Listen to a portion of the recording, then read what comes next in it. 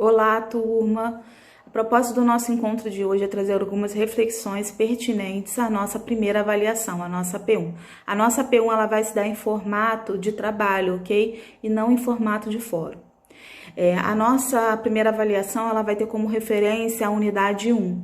Dentro da nossa unidade 1, assim como colocado no nosso primeiro vídeo, a proposta da nossa primeira unidade é pensar justamente a diversidade existente no cenário brasileiro, diversidade essa, seja de gênero, de raça e também de religião, de credo.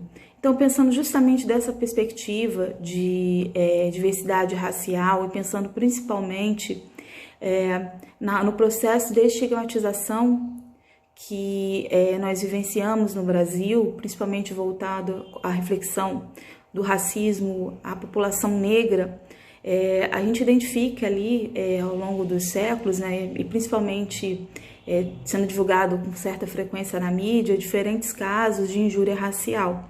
A gente teve recentemente agora um motoboy de São Paulo que sofreu racismo, que sofreu injúrias raciais, ficou bem divulgado pela mídia, mas assim como esse caso a gente tem muitos outros.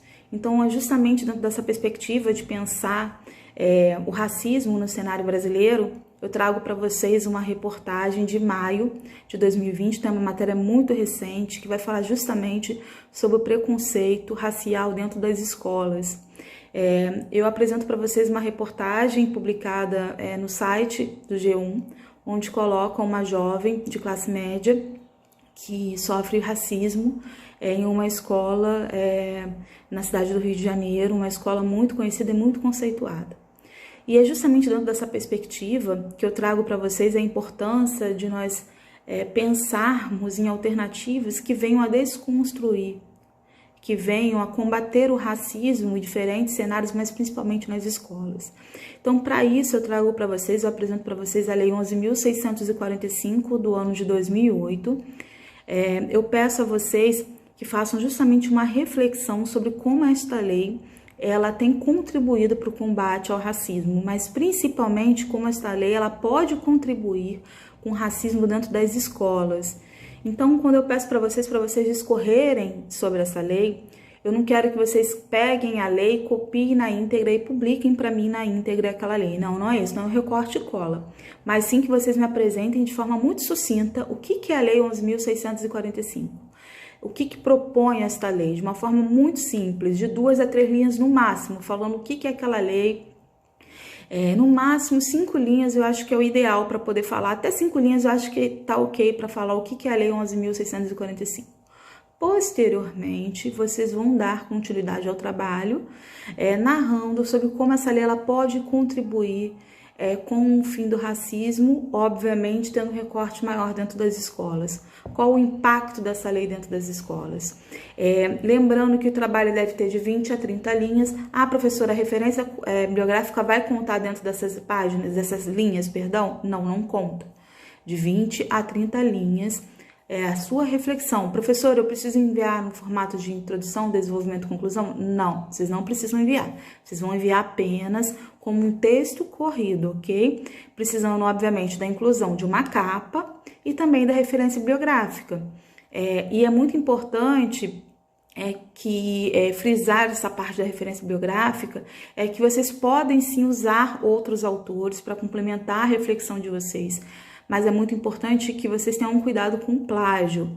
Vão citar algum autor? Indique a fonte, porque caso não há uma identificação da fonte, quando vocês enviam para mim, eu vejo a porcentagem de texto autoral do trabalho de vocês. Então, eu peço que essa porcentagem fique na casa de 40%, tá? Não adianta vocês me enviarem um trabalho com 80% de conteúdo que não da sua autoria. A gente tem um texto tão curto de 20 a 30 linhas e vocês ainda vão enviar 80% de escrita de outro autor, então tentem equilibrar.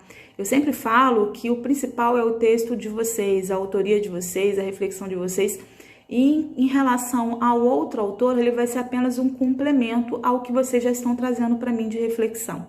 Tá? Então, mais uma vez, eu reforço também a importância da formatação do trabalho. O trabalho ele tem que ter capa, Peço a vocês que ele esteja no formato justificado, que ele tenha a fonte Arial ou Times no tamanho 12, com um espaçamento de 1,5, tá? É a regra básica da BNT.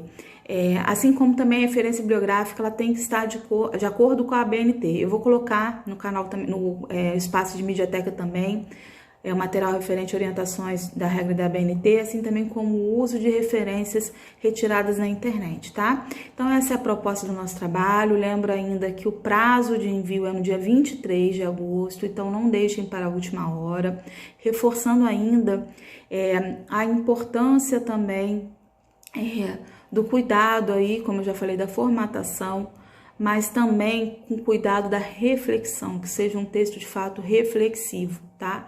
E não um texto apenas descritivo. Então, qualquer dúvida que vocês tenham, vocês podem procurar, podem acessar o canal Minhas Mensagens para falar diretamente comigo, ou através também do Fale com o Professor Tutor, que eu vou estar à disposição para tirar alguma dúvida que venha surgir relacionada à nossa primeira avaliação. Tá? Um abraço para vocês e até o nosso próximo encontro. Tchau, tchau.